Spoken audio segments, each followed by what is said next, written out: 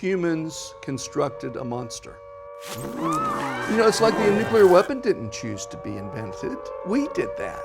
Yeah. I bet the nuclear weapon feels sad. Hey, I'm Chris Reinacher, and welcome to Getting Bombed, the show where I get drunk with smart people and talk about the end of the world.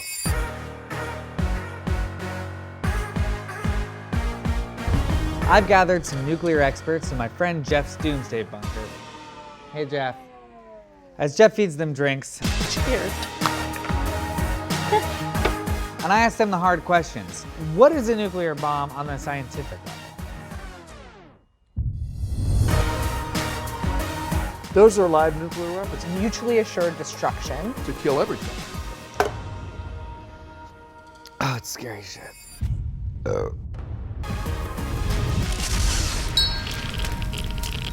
Today joining me is Jim Walsh, a senior research associate at the MIT Security Studies program. And you're going to talk to me about the end of the world. Sure. Well, maybe. Maybe. The potential end of the world. Yeah. So I guess we'll start with just a couple basic questions to get us going. Like, if I'm a 5-year-old, what are nuclear weapons? How do they work?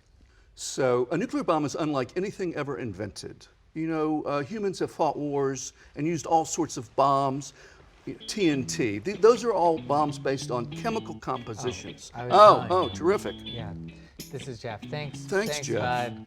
Thank you. Cheers. Yes. Yeah. Cheers. I am like, what he does. I'm totally.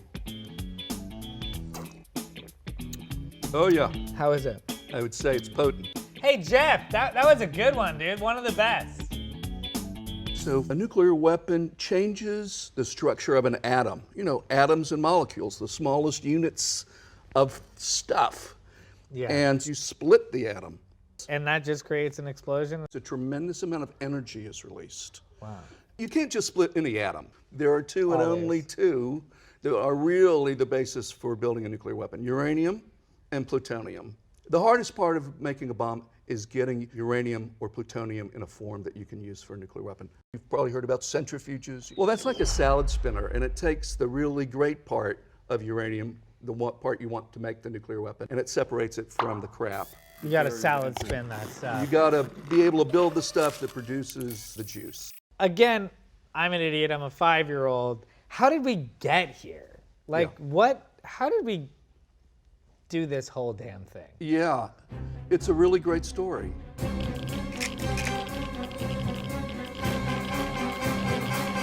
This is the story of the human race in some ways, and then the ending hasn't kicked in yet. And so I think of it as, I don't know, 5 or 6 chapters. So the first is original sin. So this is the Garden of Eden. Yes. When humans came to roam the earth and shared it with creatures of various kinds, the thing that determined their fate was nature. Now, they might kill each other, or a volcano would extinguish life on an island. It was nature that defined who lived, who died, and when. But beginning in the summer of 1945, human beings acquired a technology that changes the relationship between humans and nature. I mean, what comes to mind is Frankenstein. Humans constructed a monster, or something that was seen as a monster. I like your editorializing of Frankenstein. Because I feel bad for Frankenstein. The doctor or Frankenstein the monster? The monster. I feel bad for the monster. You know, it's like the nuclear weapon didn't choose to be invented. We did that. Yeah. I bet the nuclear weapon feels sad. And now we can't go back. And he can't go back.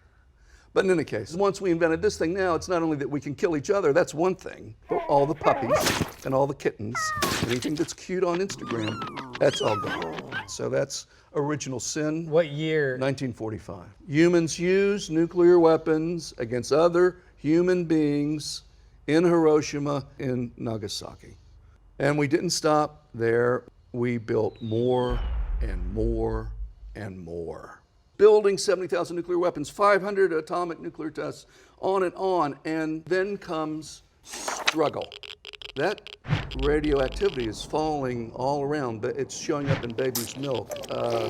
It looks like we're gonna fight a nuclear war. We have a Berlin crisis, we have a Cuban Missile Crisis, we have all sorts of things that are happening. But that period of struggle is followed by a period of success. There are two great periods in atomic history where average citizens from around the globe took to the streets to say, no, you can't do this. So the first period I date basically from 1958, I'd say, to 1962, and one in the mid-1980s. Oh, hey, what's up, Geoff? He always moves Oh my fast God, at the very Lord beginning. have mercy. He usually makes us take bombs at the very beginning. He thought it would be cute for the show. So this is the stuff of nuclear destruction right here. I don't know what he's brewing back there, but Yeah, mine is pretty good. I like this. yeah, I do think you're getting drunker though. Yeah, yeah. Yeah, and then we have pushback. And, then And we when push you- back and we When you pass. say success, are Yes. you viewing it from the government's perspective or the pushback perspective? Outcomes, baby. I'm all about the outcomes. And so testing went down. There were no more above ground tests. Success means that the people had their voice heard. Exactly. And so you have the Partial Test Ban Treaty, which is a direct response to citizen protest in that period. And so the tests are forced underground, no more testing above ground, polluting people. And then you get the Comprehensive Test Ban Treaty, which for all the members of that treaty bans nuclear testing. So that's a tremendous success. The numbers go down dramatically. Now there's still 10,000, but to go from 70,000 to Yeah. 10,000, pretty good. That didn't happen by accident. That happened because what happened in the 50s and again in the 80s when Ronald Reagan threatened to build a whole new fleet of nuclear missiles to put in Europe. The Europeans, the Americans, they pushed back and said no. Yes. The people pushed back, and that's why we got to this next section. Yes, exactly. It's super important. Which brings us to amnesia. Okay. This Because is section 4? I don't know. The drinking and the counting is not good.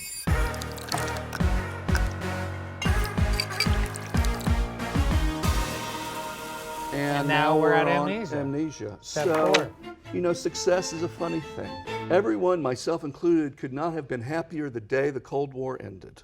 It was like being under 40 years of constant threat of annihilation and destruction, and you're let out into recess, and you don't have to deal with that anymore. Big fucking deal. Yeah. Except there were still 10,000 weapons left to deal with.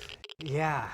But then the amnesia comes. So in the 1980s, when you did polling, 2 out of 3 Americans thought it was the most dangerous thing that we faced. Right now, Gallup has a list of 44 issues that are asked about. Yeah. Nuclear does not make the list. It's because we're so concerned with so many other topics that we find relatable. But there's good news. Yeah. Is there a step 5? Yes. The 5th chapter is re-engagement, or what I like to call reawakening. But we don't care about the fact that we have so many nuclear. No one really focuses on that until October 2016. If you look at the Google Trends data, the search term nuclear war from 2004 to 2019, it's nothing, nothing, nothing, nothing, jump. Why? Why? That was the presidential debate between Hillary Clinton and Donald Trump, where the topic of nuclear weapons came up. So that night in 2016, like this whole night where you're talking about nuclear weapons and I'm just kind of back here. Is this the look? Is this the Trump look? Oh, yeah. You're circling me. Yeah. Yes. Intimidating you about nuclear weapons. Yes. That whole moment.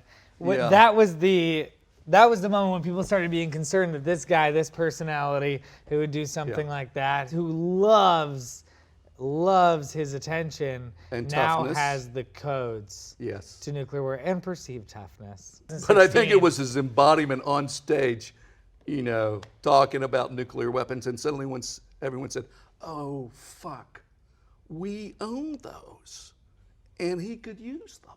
So think about the 9 human beings who can destroy a country, a region, the world. That would be Donald Trump, Emile Macron, Benjamin Netanyahu, Putin, Xi, Boris Johnson, Imran Khan, Mr. Modi. Kim Jong-un. How could I forget Kim Jong-un? It's quite an impressive gallery of people. So these things happen once every generation. This is a moment where people are being reminded about this again. When you were talking about the age of struggle and the fact that people spoke up against it and it dramatically reduced the amount of arms we were producing. You know, it's unbelievable. I mean, I call it the biggest public policy success of the 20th century. And also, No one I don't think predicted people it. know about it. No, they do not. It is a particular pathology of the post-Cold War period that people have told themselves that they can't do anything about it. They did it twice before. Yes, you can do something about It it. becoming part of the conversation Yes. actually has historically made a difference. Absolutely. And That's exciting to me as a Yes. person of the internet, And- because oftentimes we're just tweeting about shit that, I don't know, is this activism? Probably not. I'm just tweeting. And I'm going to say that this is my most inspiring talk out of all of them I've had down here in the bunker, because you've made me realize history shows that we can make a change. Exactly. Well, thank you for joining me so much. Thank you. Jim Walsh, it's been a pleasure talking to you. My pleasure as well. I'm Chris Reinacher. This is Getting Bombed. We'll see you next time. Between now and the end of the world.